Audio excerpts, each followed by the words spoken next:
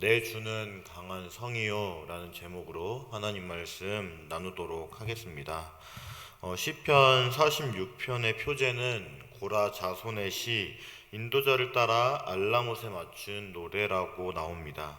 우리는 이 알라못에 맞춘 노래라는 표현에 주목할 필요가 있습니다.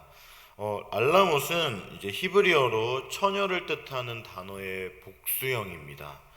아마도 당시 불렀던 노래들 중에 이 처녀들이라는 노래가 있었고, 이 노래의 곡조에 맞춰서 불렀던 시편으로 생각이 됩니다. 또한 이 노래가 불린 상황에 대해서는 의견이 분분합니다. 이스라엘이 전쟁에서 승리하고 돌아온 후에 부른 노래라 하기도 하고, 가을 추수를 마무리하고 여호와의 왕권을 기념하며 부른 노래라고 하기도 합니다.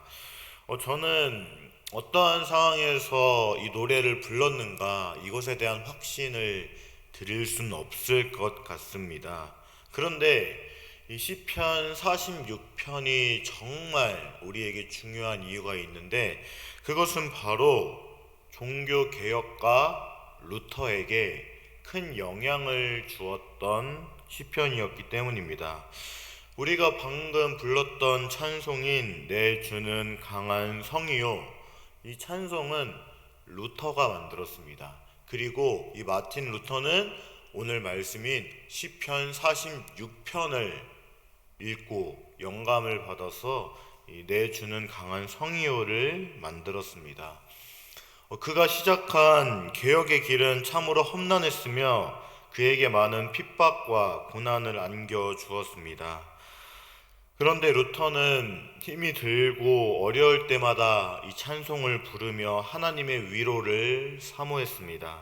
자, 그렇다면 이 루터에게 큰 힘을 준 이 시편이 어떠한 내용인지 알아보고, 더 나아가서 여기 계신 성도님들에게도 큰 힘이 되기를 바랍니다. 먼저 1절은 하나님은 우리의 피난처시요 힘이시니 환난 중에 만날 큰 도움이시라, 이렇게 나옵니다. 여러분들에게 하나님은 어떠한 분입니까? 주님은 자기의 백성에게 원수를 상대로 승리와 구원을 베푸시기도 하지만, 본문이 말하는 것처럼 삶의 환난과 위험에서 도피할 수 있는 피난처가 되기도 합니다. 피난처는 위험을 피하여 몸을 숨길 수 있는 은신처를 말하며 시편에서 가장 중요한 개념 중에 하나입니다. 하나님을 피난처로 고백하는 일은 하나님이 온 세상의 창조주이시고 다스리신다는 그 믿음을 바탕으로 합니다. 창조주 하나님은 언제든 위험을 느낀 백성을 안전하게 보호하는 요새가 되어두는 것입니다. 또한 하나님은 자기의 백성의 피난처도 되시지만 힘도 되십니다. 피난처가 이 방어적인 면을 강조했다면 힘은 공격적인 면을 강조합니다. 하나님은 우리가 당면한 환난을 이길 수 있는 힘을 공급해 주시는 분입니다. 그러므로 우리가 어려움을 겪을 때 가장 확실하게 우리를 도울 수 있는 분 또한 하나님입니다. 또한 하나님은 주의 백성이 도움이 필요할 때면 언제든지 옆에서 도움을 주실 수 있는 분입니다. 심지어는 우리가 호랑이에게 물려가도 돕는 자이신 하나님께서 우리를 도와주고 옆에 계시고 지켜주시기에 우리는 하나님께 도움만 구하면 되는 것입니다. 이처럼 우리를 도우실 능력이 있고 도우실 의지도 있으신 하나님께서 우리 곁에 계십니다. 그렇다면 무엇이 두렵겠습니까? 그래서 기자는 2절과 3절에서 이렇게 말합니다. 그러므로 땅이 변하든지 산이 흔들려 바다 가운데 빠지든지 바닷물이 솟아나고 뛰놀든지 그것이 넘침으로 산이 흔들릴지라도 우리는 두려워하지 아니하리로다. 기자는 자신이 한 번도 경험한 적이 없지만 이 상상할 수 있는 최악의 천재지변이 일어난다 해도 두려워하지 않는다고 고백합니다. 하나님은 그를 숨기실 피난처이자 이러한 천재지변을 견디어낼 수 있도록 도울 수 있는 분이기 때문입니다. 저는 종교개혁가 루터가 왜 이 시편을 자주 묵상했는지 이해가 됩니다. 그가 개혁을 단행한 후에 그의 세상은 이 본문이 묘사하고 있는 것과 비슷한 신학적인 소용돌이와 위협으로 가득했습니다. 루터는 언제라도 목숨이 위험한 상황이었습니다. 그런데 그가 그러한 상황 가운데서 묵상한 하나님이 피난처가 되시고 힘이 되어주신다는 것이었습니다. 이러한 상황에서 그가 유일하게 느낄 수 있는 위로는 하나님이 피난처가 되시고 모든 역경을 이겨낼 수 있도록 도우시는 분이라는 믿음이었습니다. 그러므로 이 부분은 생애 최고의 위협을 당한 사람이 하나님께 드릴 수 있는 최고의 신앙 고백입니다. 그리고 4절부터 5절은 한 시내가 있어 나뉘어 흘러 하나님의 성 곧 지존하신 이의 성소를 기쁘게 하도다. 하나님이 그 성 중에 계심에 산이 흔들리지 아니할 것이라. 새벽에 하나님이 도우시리로다. 이렇게 말합니다. 이제 시편 기자는 시온을 가장 이상적으로 노래합니다. 그런데 이 말씀을 보면 시온에서 물을 언급하고 있습니다. 그런데 여러분들 아십니까? 원래 시온에는 물과 시내가 없습니다. 이 천연 요새의 가장 큰 문제는 물이었습니다. 그런데 이 시편 기자의 시온에 대한 묘사는 다소 당황스럽습니다. 인상적인 부분은 앞에서의 물은 높은 산과 땅을 위협하고 삼키는 이 무질서한 힘의 상징이었습니다. 그러나 이제 그러한 물이 시온을 기쁘게 하는 잔잔히 흐르는 시내로 변화되었습니다. 물이 없어서 정말 힘들었던 시온에 그 완벽함을 주는 그런 물로 변화된 것입니다. 축복과 회복을 상징하는 시내가 흐르는 곳이 되었습니다. 즉 하나님이 계시는 이 성전은 사람의 생명을 위협하는 흉흉한 물이 오히려 생명의 물이 된 것입니다. 잔잔히 흐르는 시냇물은 하나님의 도성이자 지존하신 분의 성소를 기쁘게 합니다. 모두 다 하나님과 성전의 그 거룩함을 강력하게 드러내는 표현입니다. 또한 능력의 하나님이 이 시온에 계심으로 성은 흔들리지 않습니다. 하나님의 임재가 도성을 흔들려는 적들의 공격과 침략에도 시온을 견고한 성으로 유지하게 합니다. 하나님이 시온을 신속하게 도우시기 때문입니다. 하나님의 도우심으로 공격받은 시온은 무사하지만 공격한 나라는 무사하지 못합니다. 그들은 맹수처럼 으르렁거리지만 비틀거립니다. 열방은 하나님이 계시는 시온을 정복할 만한 능력을 갖고 있지 않습니다. 그러므로 공격한 그들이 오히려 두려워합니다. 하나님이 그들을 향해 목소리를 높이셨기 때문입니다. 왕의 목소리는 통치권의 상징입니다. 그러므로 온 세상을 다스리는 왕이신 하나님께서 목소리를 높인다면 이 땅은 사정없이 흔들리며 녹아내립니다. 세상을 흔들리는 이가 바로 하나님입니다. 적에게는 이러한 하나님이 공포의 상징이었지만 하나님의 백성은 두려워하지 않습니다. 왜냐하면 그들의 하나님이시기 때문입니다.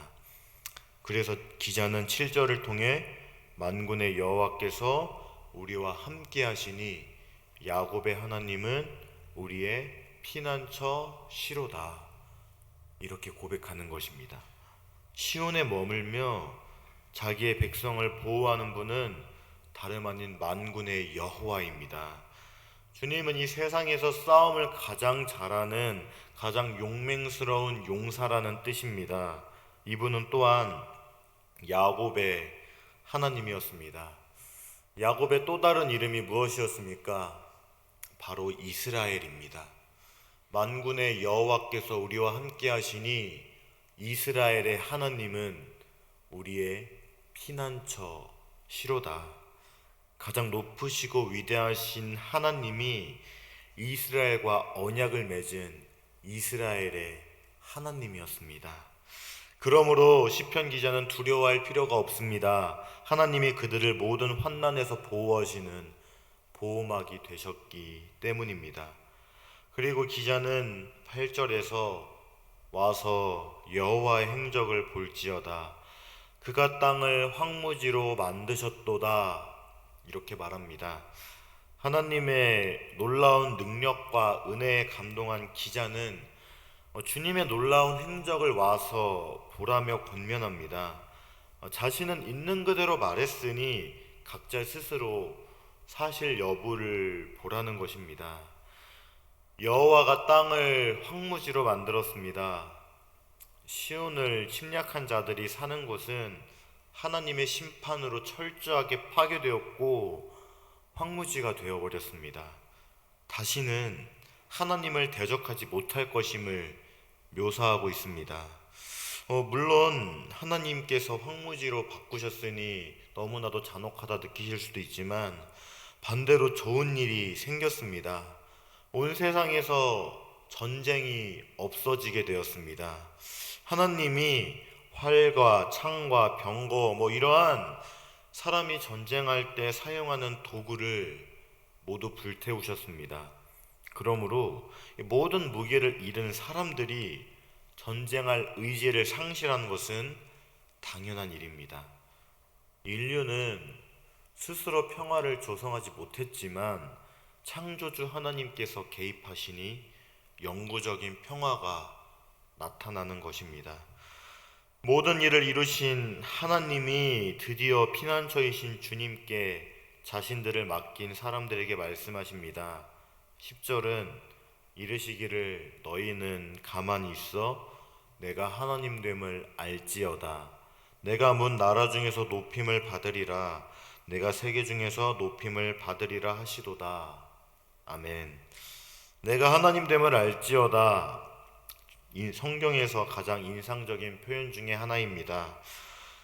하나님 되심을 안다는 것은 시온에 거하시는 주님이 우리의 피난처가 된다는 것입니다. 하나님 되심을 안다는 것은 하나님께서는 우리가 걱정하고 염려하는 이 모든 것을 다스리고 통치한다는 사실을 고백한다는 것입니다. 그러므로 하나님 되심을 안다는 것은 우리의 삶의 모든 걱정과 근심을 떠나보내고 오직 주님만 붙잡는 것을 의미합니다. 평생 협박과 공갈로 생명의 위협을 받았던 이 종교개혁가 루터가 이 시편을 통해 얼마나 큰 위로와 평화와 자유를 누렸겠습니까? 하나님은 자기 백성에게 피난처가 되어주시는 자상하고 인자하시고 섬세하신 주님이면서 동시에 온 열방 중에서 높임을 받으실 위대한 통치자라는 것입니다. 우리에게는 한없이 자상하고 따뜻하신 그 주님이 온 세상을 호령하는 위대한 왕이시며 온 열방의 경배를 받기에 합당한 분인 것입니다. 온 세계 중에서 높임을 받으시는 위대한 하나님이 우리의 피난처가 되어 자상하고 따뜻하게 우리를 보호해 주십니다. 원수들의 어떠한 공격도 우리를 해할 수 없습니다. 피난처이신 하나님께서 우리를 지켜주실 것이기 때문입니다. 우리가 참 사모하는 참 평안은 하나님만이 주실 수 있는 것입니다. 사랑하는 여러분, 우리는 다양한 문제를 갖고 있기에 지금 새벽 기도에 나와서 기도할 것입니다. 하나님의 도우심을 간구하며 하나님께 부르짖을 것입니다. 그렇다면 오늘 말씀에 나타난 하나님은 어떠한 분입니까? 우리와 전혀 상관없는 분입니까? 그렇지 않습니다. 하나님이 누구의 피난처십니까? 하나님은 우리의 피난처가 되십니다. 하나님이 누구의 하나님이 되십니까? 하나님은 우리의 하나님이 되십니다. 우리의 하나님은 강한 성입니다. 루터가 경험했던 하나님, 우리 또한 지금 이 시간, 우리가 기도하는 이 시간, 우리는 경험할 수 있습니다. 사랑하는 여러분, 우리는 다양한 고난과 위협 속에서 살아갑니다. 그러나 우리가 잊지 말아야 할 사실이 있습니다. 바로 내 주는 강한 성이라는 사실입니다. 오늘 하루도 이 사실을 굳게 믿으시고 나아가시기 바랍니다. 그래서 하나님을 의지하며 살아가는 여러분들이 되기를 주님의 이름으로 간절히 소망합니다. 이 시간 말씀을 기억하며 기도하겠습니다.